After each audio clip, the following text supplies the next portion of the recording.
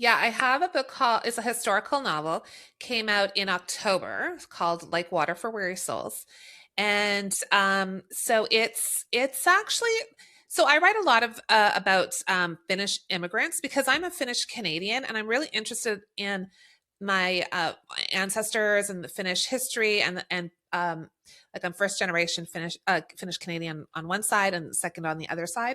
And so this book is set in the 30s in the Depression era in my hometown of Sudbury, which is in Northern Ontario. And I came across this really great nonfiction book about immigrant women in Canada by this researcher called Varpu Lindstrom.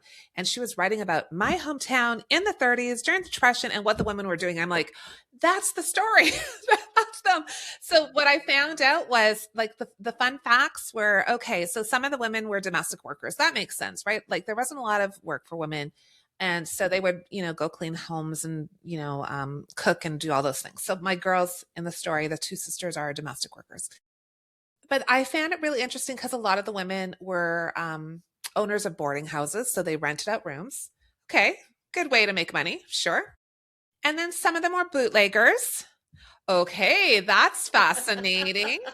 I like that. And Right? then some of them owned brothels. And I was like, okay. So these are not the stories my parents told me about the Finnish community when I was growing up. I didn't Right? know any of this.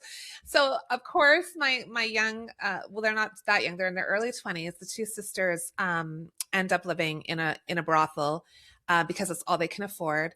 And one of the sisters disappears. Her body actually is found in Nolan Creek just after a late spring snowfall. And the other sister knows there's no way her sister could have crossed that ice no knowingly. She would never have done that. And so she thinks something bad happened and the police say no, it was an accident, it's just bad, she shouldn't have gone over the ice. And Essie's like no, something happened. So there's an investigation into what happened to her sister and all kinds of Oh, things get revealed. So it's historical fiction but it's really a mystery. it And it was sounds so like. fun to write because I could go walk down the street of the places I was writing about.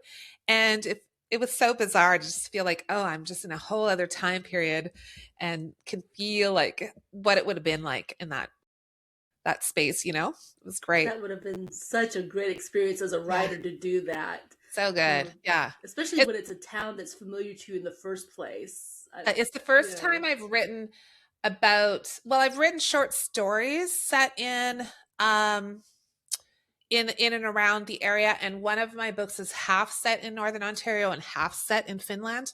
So there's kind of like a dual timeline. But this one is solely set in that time period, in that place, in those neighborhoods that I know quite well. So it was really, yeah, it was really fun to do.